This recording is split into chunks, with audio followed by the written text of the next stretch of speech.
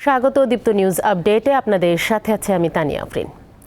বন্যায় দেশের ১১টি জেলার ৭৪টি উপজেলা প্লাবিত হয়েছে। এর মধ্যে ৮ জেলায় মারা গেছে ২৭ জন। দুর্যোগ ব্যবস্থাপনা ও ত্রাণ মন্ত্রণালয় জানিয়েছে, এবারের বন্যায় ৫৬,১৯,০০০ মানুষ ক্ষতিগ্রস্ত হয়েছে। বিপদসীমার উপরে থাকা বিভিন্ন নদীর পানি ৯টি পয়েন্টে কমতে শুরু করেছে। পানি কমলেও খাবার ও বিশুদ্ধ পানির সংকটে ভুগছে বানভাসী মানুষ। লক্ষ্মীপুরের কমলনগরে পানিতে ডুবে হৃদয় নামের এক কিশোরের মৃত্যু হয়েছে। এছাড়াও সদর উপজেলায় লাহারকান্দি উচ্চ বিদ্যালয় আশ্রয় কেন্দ্রে আব্দুল মালিক নামে ৭০ বছরের এক বৃদ্ধ মারা গেছেন। কুমিল্লায় বন্যার পানিতে ডুবে পৃথক স্থানে ২ শিশুর মৃত্যু হয়েছে। কুমিল্লা পানি উন্নয়ন বোর্ড জানিয়েছে, গোমতী নদীর পানি কমছে, তবে এখনও বিপদসীমার ৫৩ সেন্টিমিটার ওপর দিয়ে প্রবাহিত হচ্ছে। দেশের বিভিন্ন স্থান থেকে দুর্গতদের জন্য ত্রাণ সামগ্রী আসছে, কিন্তু পর্যাপ্ত নৌকা ও ট্রলার না থাকায় তা বিতরণ করা কষ্টকর হচ্ছে। সীমান্তবর্তী চাঁদপুরের শাহরস্তিতে বন্যা পরিস্থিতির অবনতি হয়েছে।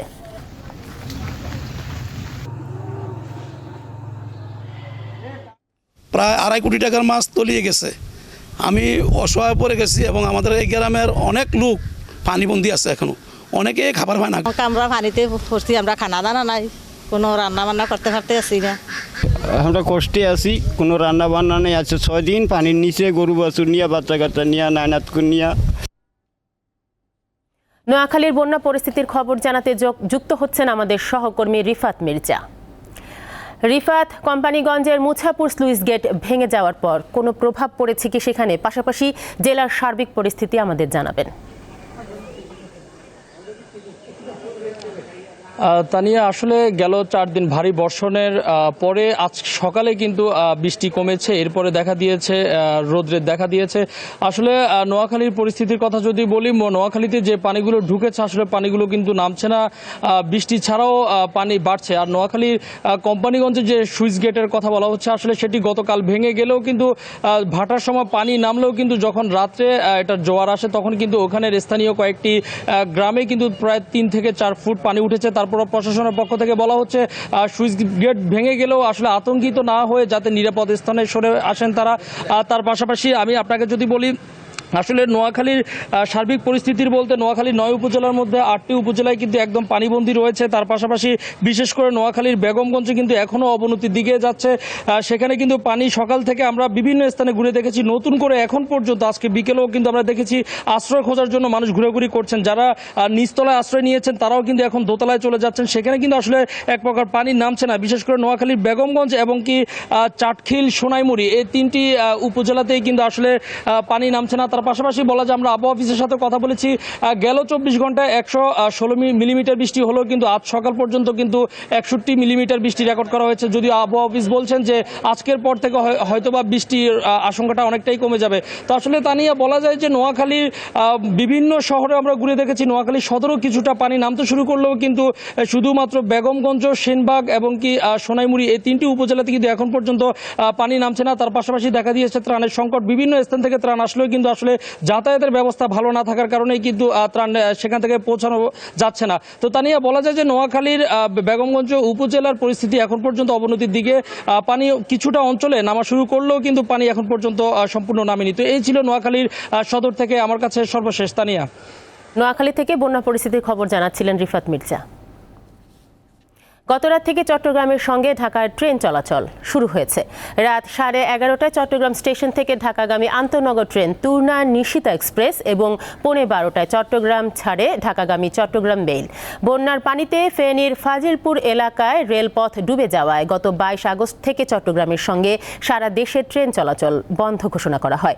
রেলওয়ে পূর্বাঞ্চলের বিভাগীয় রেল ব্যবস্থাপক সাইফুল ইসলাম জানান, ঢাকা চট্টগ্রাম রেলপথে 2টি লেনের মধ্যে স্রোতে একটি ঢাকামুখী লেন বেশি ক্ষতিগ্রস্ত হয়েছে, অন্যটি চট্টগ্রামমুখী ডাউন লেন তুলনামূলক কম। এটি সংস্কার করে ট্রেন চলাচলের উপযোগী করা হয়েছে।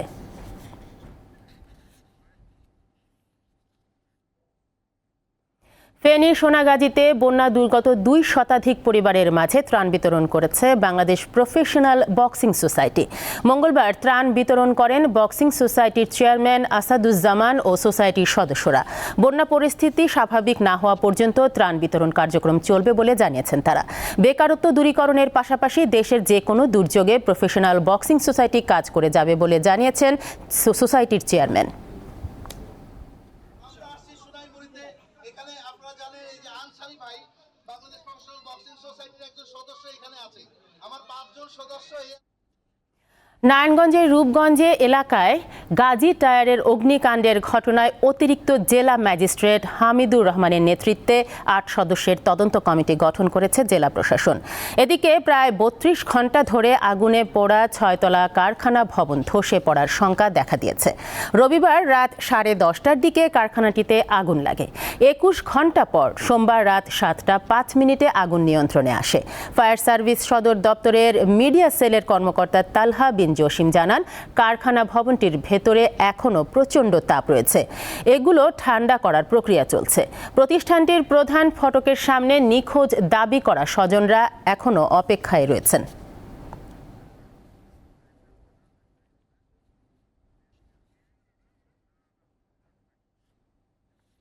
অন্তর্বর্তীকালীন সরকারকে যৌক্তিক সময়ে নির্বাচন দেওয়ার আহ্বান জানিয়েছেন বিএনপির স্থায়ী কমিটির সদস্য অবসরপ্রাপ্ত মেজর হাফিজউদ্দিন আহমেদ।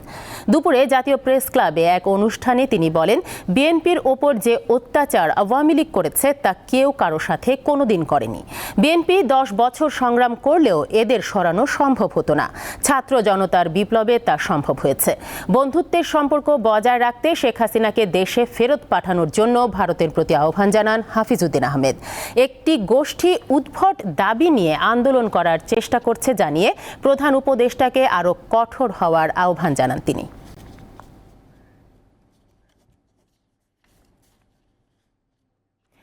বৈষম্য বিরোধী ছাত্র আন্দোলন চলাকালে সিরাজগঞ্জের এনায়েতপুর থানায় 13 পুলিশকে হত্যার ঘটনায় মামলা হয়েছে। এনায়েতপুর থানার উপপরিদর্শক আব্দুল মালেক রবিবার রাতে মামলাটি দায়ের করেন। মামলায় এনায়েতপুর থানা আওয়ামী লীগের সভাপতি আহমদ মোস্তফা খান বাচ্চু, সাধারণ সম্পাদক আসগর আলী, শাহজাদপুর উপজেলার খুকনি ইউনিয়ন পরিষদের চেয়ারম্যান ও ইউনিয়ন আওয়ামী লীগের সাবেক সভাপতি মুল্লুক চান, বেলকুচি উপজেলার ভাঙ্গবাড়ি ইউনিয়নের পরিষদের চেয়ারম্যান জহুরুল ইসলাম ভুইয়ার নাম উল্লেখ করে এবং অজ্ঞাত 5 থেকে 6 হাজার জনকে আসামি করে মামলা দায়ের করা হয়। আন্তর্জাতিক প্রসঙ্গ।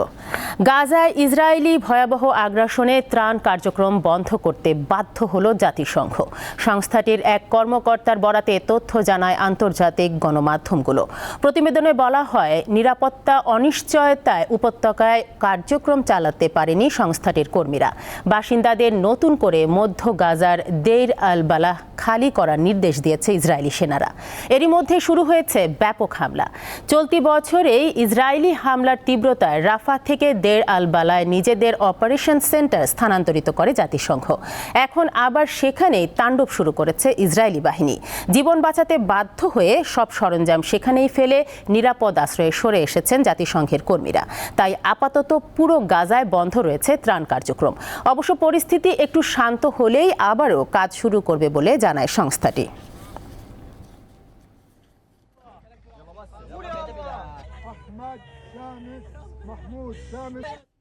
খেলার খবর।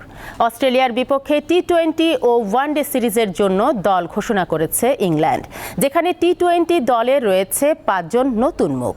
অস্ট্রেলিয়ার বিপক্ষে ইংল্যান্ডের স্কোয়াডে বেশ কিছু বড় নাম বাদ পড়েছে, তবে রয়েছেন দলের নিয়মিত অধিনায়ক জশ বাটলার। ইংল্যান্ডের ওয়ানডে দলে জায়গা হয়নি জো রুটের। 11 সেপ্টেম্বর থেকে শুরু টি-20 দলে নেই হ্যারি ব্রুক, ম্যাথু পটস, গাস অ্যাটকিনসন এবং জেমি স্মিথের মতো ক্রিকেটাররা। টি-20 স্কোয়াডে 5 জন নতুন খেলোয়াড় যুক্ত হয়েছেন: Jordan Cox, Jacob Bethell, Dan Mousley, Josh Hull এবং John Turner. Josh Hull, Jacob Bethell এবং জন টার্নারকে ওয়ানডে দলেও অন্তর্ভুক্ত করা হয়েছে।